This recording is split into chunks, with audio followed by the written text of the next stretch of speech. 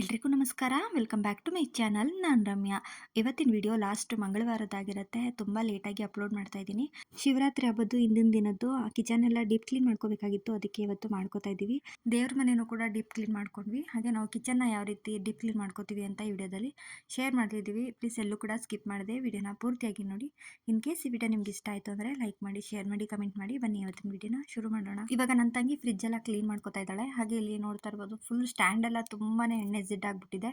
So ಎಲ್ಲನೂ ಕೂಡ ಇವತ್ತು ಕ್ಲೀನ್ ಮಾಡ್ಕೊಳ್ಳೋಣ ಅಂತ ಇವತ್ತು ಎಲ್ಲ ಕ್ಲೀನ್ ಮಾಡ್ಕೋತಾ ಇದೀವಿ. ಪಕ್ಕದಲ್ಲೇ ಅಡುಗೆ ಮಾಡೋದ್ರಿಂದ ತುಂಬಾನೇ ಎಣ್ಣೆ ಜಿಡ್ಡಾಗ್ಬಿಟ್ಟಿರುತ್ತೆ. ಅವಾಗವಾಗ ಕ್ಲೀನ್ ಮಾಡ್ಕೋತಾ ಇದ್ರು ಅಷ್ಟೇ ತುಂಬಾನೇ ಎಣ್ಣೆ ಜಿಡ್ಡಾಗ್ಬಿಟ್ಟಿರುತ್ತೆ. ಸೊ ಫಸ್ಟ್ ಇವಾಗ ಗ್ರಾಸರೀಸ್ ಬಾಟಲ್ನೆಲ್ಲ ತೆಕ್ಕೋತಾ ಇದೀವಿ. ಅಂದ್ರೆ ಎಲ್ಲ ಖಾಲಿ ಆಗಿತ್ತು, ಅದಕ್ಕೋಸ್ಕರ ಯಾವುದನ್ನು ಫಿಲ್ ಮಾಡಿರ್ಲಿಲ್ಲ. ಹೇಗಿದ್ರು ಕ್ಲೀನ್ ಮಾಡ್ಬೇಕಾಗಿತ್ತು ಅಲ್ವಾ, ಸೊ ಹಾಗಾಗಿ ಗ್ರಾಸರೀಸ್ನ ಯಾವುದನ್ನು ಕೂಡ ಫಿಲ್ ಮಾಡಿರ್ಲಿಲ್ಲ.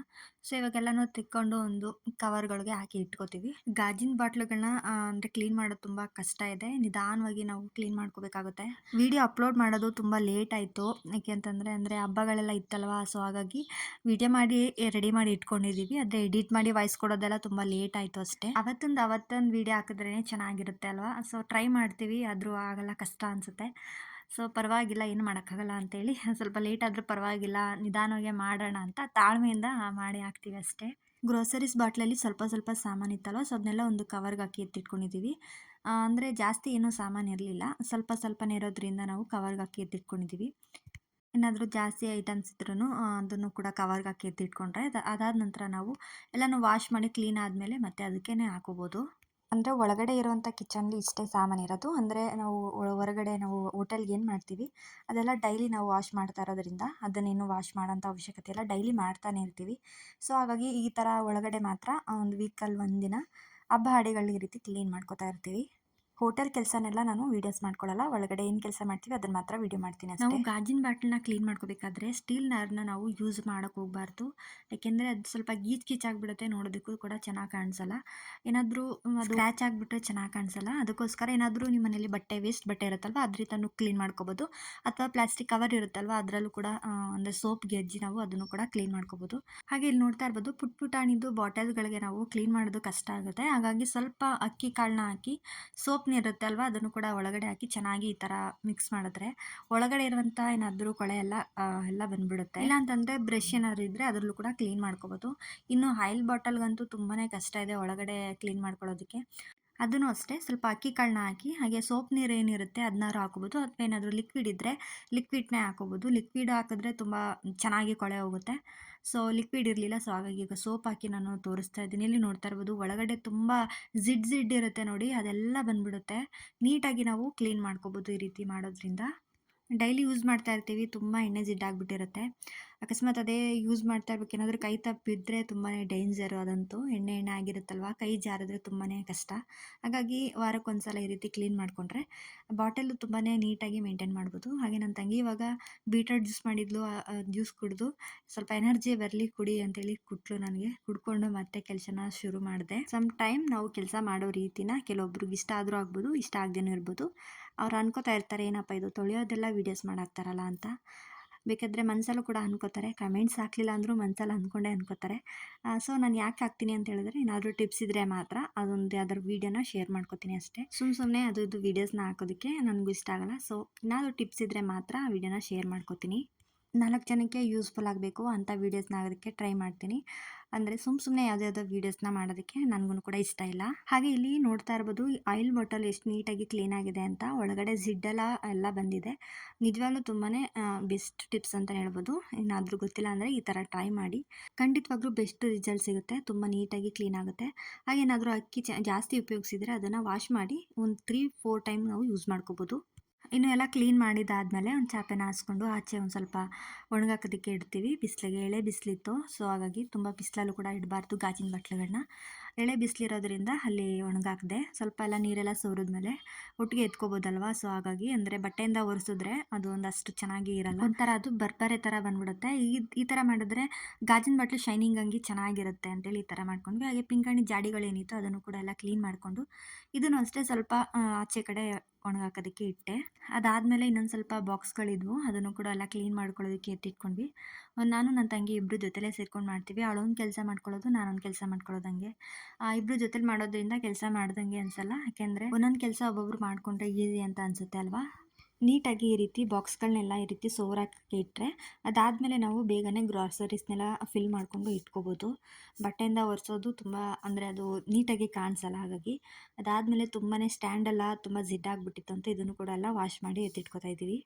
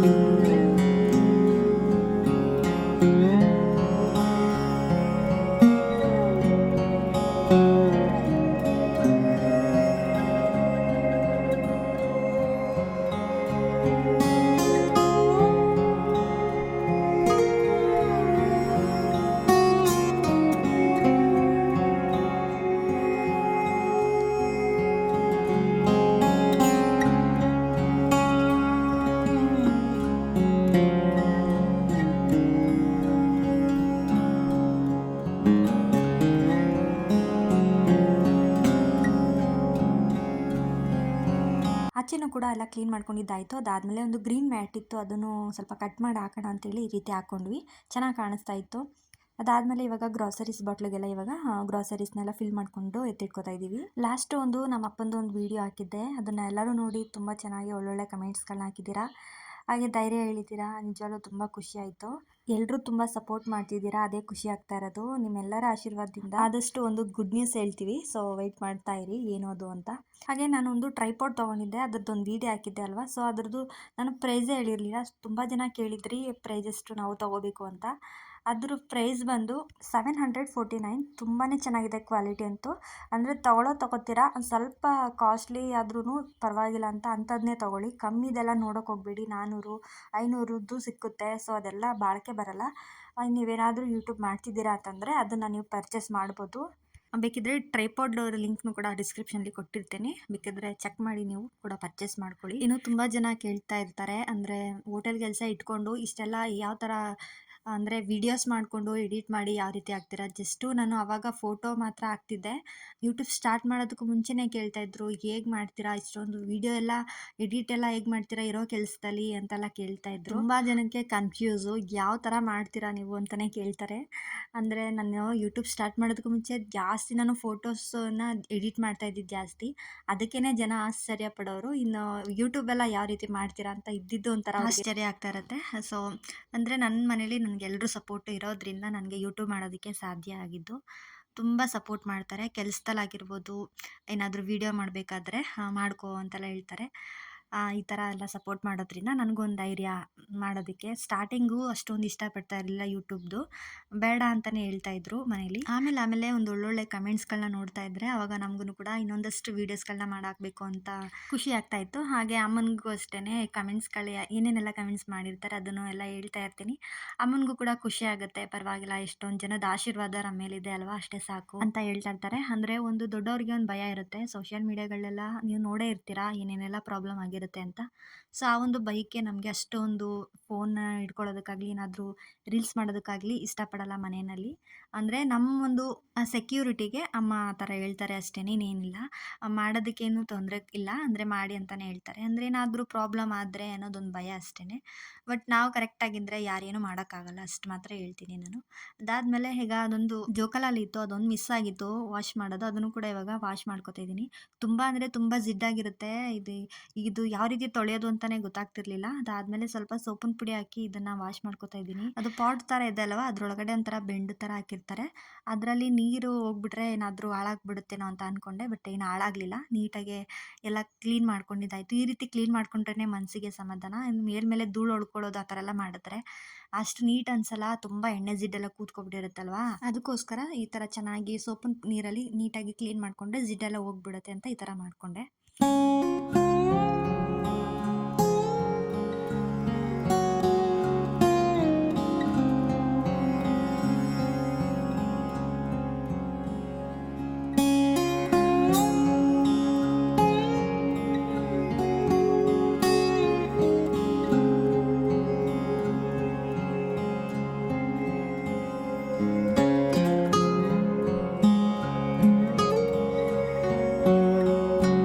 ಮತ್ತೆ ಸ್ವಲ್ಪ ಚೆನ್ನಾಗಿರೋ ನೀರಲ್ಲಿ ವಾಶ್ ಮಾಡಿ ಎತ್ತಿಟ್ಕೊಂಡೆ.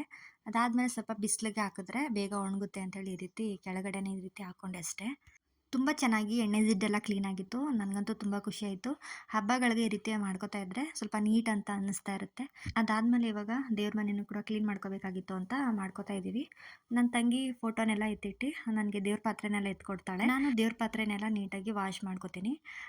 ನಾನೇನು ಮಾಡ್ತೀನಿ ಅಂದರೆ ಹುಣಸೆಹಣ್ಣು ಸ್ವಲ್ಪ ಪಿತಾಂಬರ ಇರುತ್ತೆ ಅಲ್ವಾ, ಅದನ್ನು ಫಸ್ಟು ನಾನು ನೆನೆಸಿ ಇಟ್ಬಿಡ್ತೀನಿ ಒಂದು 10 ನಿಮಿಷ. ಅದಾದಮೇಲೆ ಕ್ಲೀನ್ ಮಾಡಿಕೊಂಡ್ರೆ ತುಂಬ ನೀಟಾಗಿ ಕ್ಲೀನ್ ಆಗುತ್ತೆ. ಏಕೆಂದರೆ ಸ್ಟಾರ್ಟಿಂಗೇ ನಾವು ದೇವ್ರ ಸಾಮಾನ ಅಂದರೆ ತಂದ ತಕ್ಷಣವೇ ಬೆಳಗಿದ್ರೆ ಅಷ್ಟೊಂದು ಕ್ಲೀನ್ ಆಗಲ್ಲ, ಚುಕ್ಕಿ ಚುಕ್ಕಿ ಥರ ಇರುತ್ತೆ. ಹಾಗಾಗಿ ಸ್ವಲ್ಪ ಹೊತ್ತು ಒಂದು 10 ನಿಮಿಷ ನೆನೆಸಿ ನಾವು ಕ್ಲೀನ್ ಮಾಡ್ಕೊಳ್ಳೋದ್ರಿಂದ ತುಂಬಾ ಸುಲಭವಾಗಿ ನಾವು ಕ್ಲೀನ್ ಮಾಡ್ಕೋಬೋದು. ನಾನಾ ಥರ ಟಿಪ್ಸ್ಗಳಿದ್ದಾವೆ, ಅದರಿಂದ ಯೂಸ್ ಮಾಡಿಕೊಂಡು ನಾವು ಮಾಡ್ಕೋಬೋದು.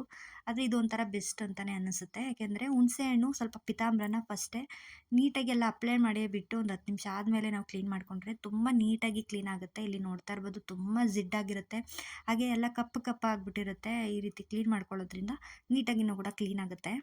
ನೀವು ಒಂದ್ಸಲ ಟ್ರೈ ಮಾಡಿ. ಹುಣಸೆ ಹಣ್ಣಿಂದ ನೆನೆಸಿ ಪಾತ್ರೆಗಳನ್ನ ಅಂದರೆ ಒಂದು 10 ನಿಮಿಷ ಬಿಟ್ಟು ಎಲ್ಲರೂ ಹುಣಸೆ ಹಣ್ಣಿಂದ ತೊಳಿತಾರೆ ಗೊತ್ತು, ಆದರೆ ಒಂದು 10 ನಿಮಿಷ ನೆನೆಸಿ ನಾವು ತೊಳೆಯೋದ್ರಿಂದ ನೀಟಾಗಿ ಕ್ಲೀನ್ ಮಾಡ್ಕೋಬೋದು. ಅಂದರೆ ಬೇಗ ಜಿಡ್ಡೋಗುತ್ತೆ. ಹಾಗಾಗಿ ನಾವು ಹೋಟೆಲ್ ಕೆಲಸ ಮಾಡಿಕೊಂಡು ಮಧ್ಯೆ ರೀತಿ ವೀಡಿಯೋ ಮಾಡ್ಕೋತೀವಿ ಅಷ್ಟೇ. ಅಂದರೆ ಹೋಟೆಲ್ದು ಯಾವುದೇ ರೀತಿ ಯಾವುದನ್ನು ಕೂಡ ವೀಡಿಯೋ ಮಾಡ್ಕೊಳ್ಳಲ್ಲ. ಸೊ ಈ ವಿಡಿಯೋನ ಇಲ್ಲಿಗೆ ಎಂಡ್ ಮಾಡ್ತಾ ಇದ್ದೀನಿ. ಯಾರೆಲ್ಲ ಕೊನೆಯವರೆಗೂ ವಿಡಿಯೋನ ನೋಡಿದ್ದೀರಾ ಎಲ್ರಿಗೂ ಥ್ಯಾಂಕ್ ಯು ಸೋ ಮಚ್. ಹಾಗೆ ಲೈಕ್ ಕೊಡಿ. ಹಾಗೆ ಮುಂದಿನ ವಿಡಿಯೋದಲ್ಲಿ ಯಾವ ರೀತಿ ಹಬ್ಬನ ಮಾಡಿದ್ವಿ ಅಂತ ಶೇರ್ ಮಾಡ್ತೀವಿ. Thank you for watching.